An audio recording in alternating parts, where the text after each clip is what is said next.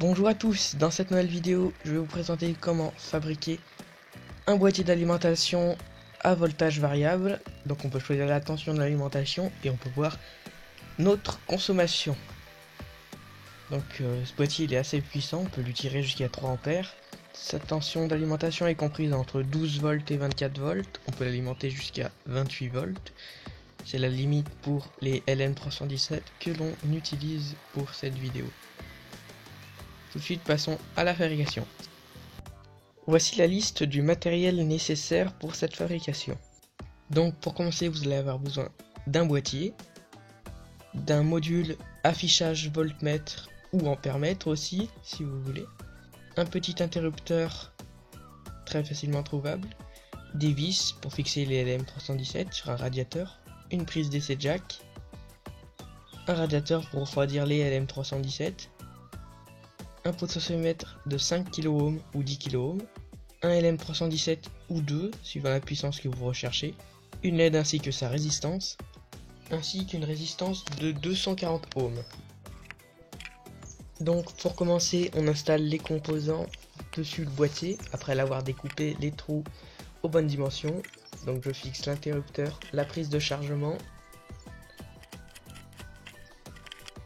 le petit trou au milieu sert à une LED qui affichera quand il sera sous tension. Et on peut aussi rajouter le potentiomètre. Ensuite on installe dessus un radiateur de carte graphique que j'ai découpé, les LM317. On n'oublie pas de mettre de la pâte thermique entre les deux pour une bonne conductivité de la chaleur. Je vous recommande un radiateur assez gros parce que ça chauffe quand même pas mal.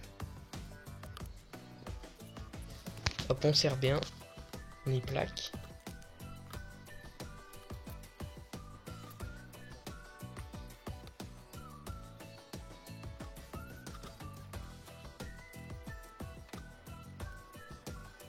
Puis on serre les boulons.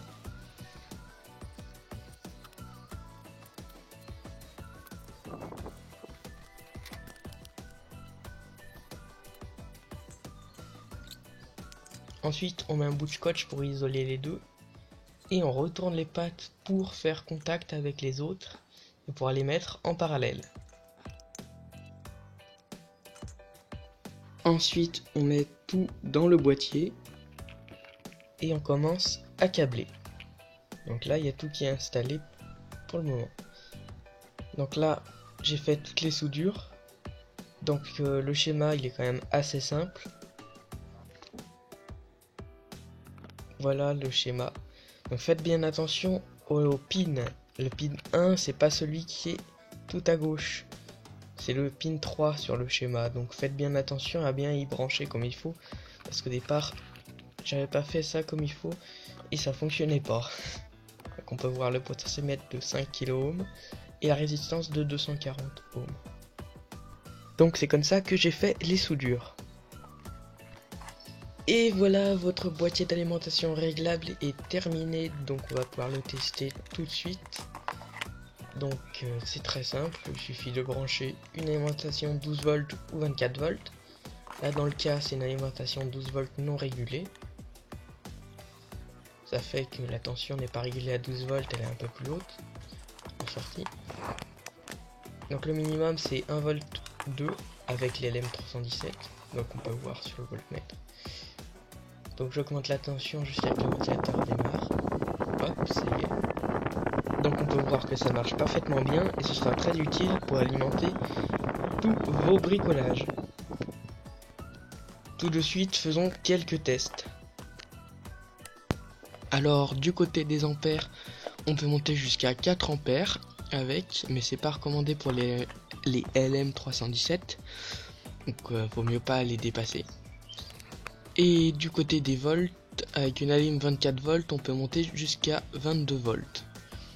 On peut voir aussi que mon voltmètre donne des valeurs assez moyennes par rapport à la tension, même si je l'ai calibré, mais c'est pas terrible.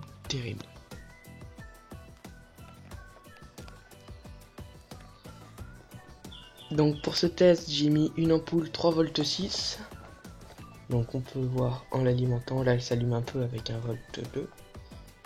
Hop, on peut augmenter la tension. Voilà, donc on peut voir que c'est bien le boîtier qui règle la tension. et j'ai fait griller l'ampoule. Donc avec ce transfo, on peut alimenter en 12 volts pas mal d'appareils. Donc c'est le transfo non régulé de tout à l'heure. On peut alimenter cette ventilo de PC qui souffle. C'est avec le même que j'ai fraqué un aspirateur dans une vieille vidéo. Donc le problème de ce transfo, c'est que quand on bloque le ventilo, ça baisse la tension quand on consomme pas mal. Ensuite, donc voilà, pour vous montrer que c'est bien le boîtier qui fait la tension. Donc j'augmente petit à petit la tension sur ma perceuse et elle tourne de plus en plus vite.